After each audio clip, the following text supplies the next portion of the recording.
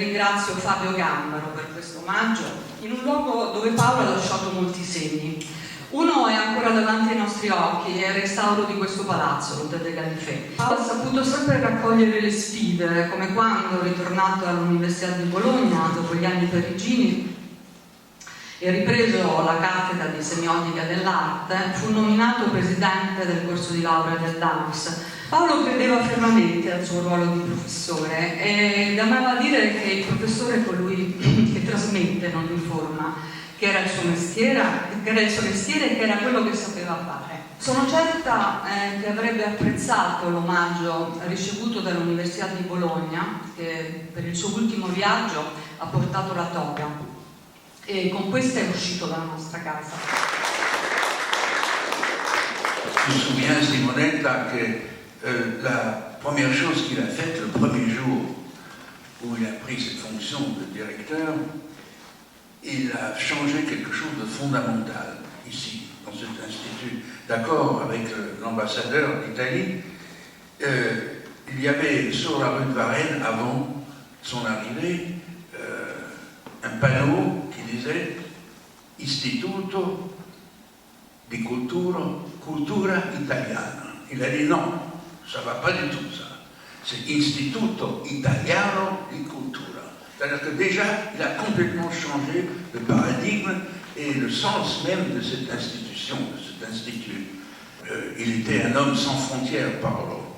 Il parlait le français comme nous, peut-être mieux que nous, ayant étudié ici à Paris avec Louis Marin, et il a enseigné dans le monde entier, comme vous l'avez rappelé tout à l'heure, à Bologne, à Rome, à Venezia, mais aussi à Paris, en Californie. Il était toujours in giro. Ces textes sont toujours très riches, très ironiques aussi, parce que Paolo avait aussi beaucoup d'ironie. Il savait aussi dans le moment où, même quand il parlait des choses très très sérieuses et très très compliquées, avoir toujours une petite touche d'ironie pour simplifier, pour nous faire un peu sourire.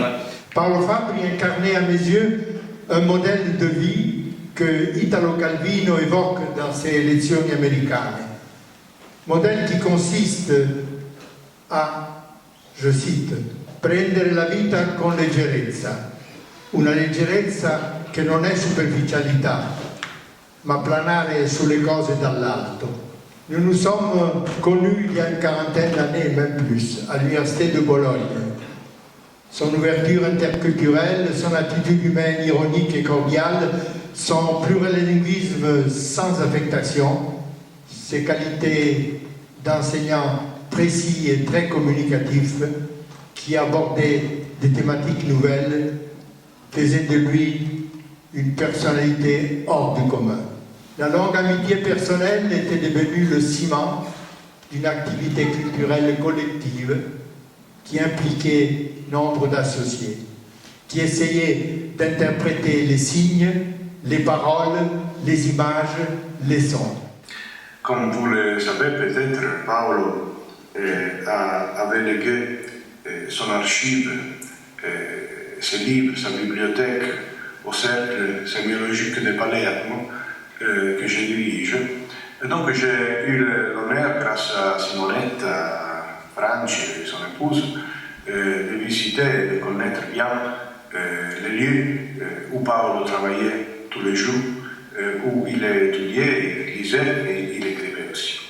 Alors, je pense qu'aujourd'hui, de manière de pouvoir continuer le travail de Paolo, vous savez, il disait beaucoup que la mort peut être vaincue seulement continuant le travail de ce qui n'est plus avec nous. Maintenant, je voudrais terminer en vous invitant à Palerme au début de l'année prochaine, j'espère, à l'inauguration de cet espace nouveau qui est dédié à Paolo, qui est un espace qui sera surtout un espace de travail, un espace pour continuer sa recherche en sémiotique, mais il sera toujours une sémiotique marquée.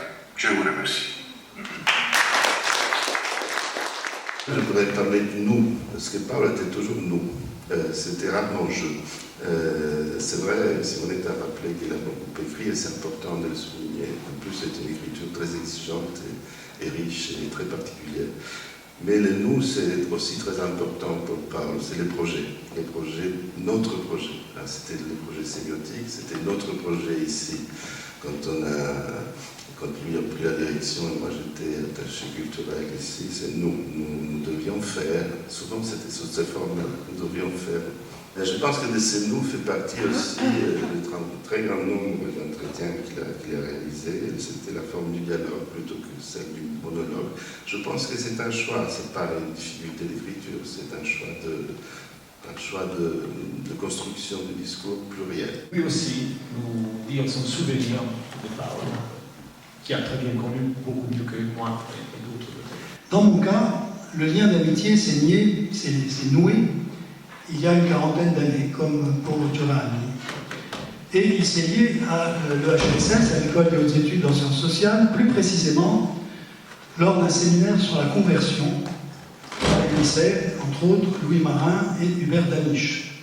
Et j'ai gardé le souvenir d'une dispute homérique entre ce dernier, Hubert Danisch, et Paolo Fabri, dispute que j'ai tenté tant bien que mal d'arbitrer, qui s'est poursuivie dans les couloirs et terminée dans un bistrot. L'amitié s'est renforcée ensuite, au hasard des rencontres et des colloques, y compris à l'occasion d'un lancement ou relancement de la revue de Franco Maria Ricci, encore un disparu récent, la revue FMR. Elle s'est nouée et renforcée à un colloque à Cerisy, un autre, pas le tien, un colloque sur Italo Calvino, dont j'ai gardé entre autres le souvenir d'un rock endiablé que Paolo Fabri a dansé avec Madame Gendreau Massalou, ici présente, qui doit s'en souvenir aussi bien que moi. De signaler qu'un autre ami de Paolo Fabri, Jean Petitot, ne pouvant pas venir ce soir, a écrit une lettre très émouvante sur Paolo, en précisant que les années de Paolo Fabri, les années sémiotiques de Paolo Fabri, étaient pour lui, je le cite, un âge d'or. Moi-même, 30 ans plus tard, disons, je m'inscris un peu dans sa lignée. J'ai essayé aussi de répondre certaines des thématiques qui étaient chères à Paolo, et donc voilà, c'était une autre façon de se souvenir de lui et de penser à Paolo et à son travail. Merci beaucoup à tous et merci à tous.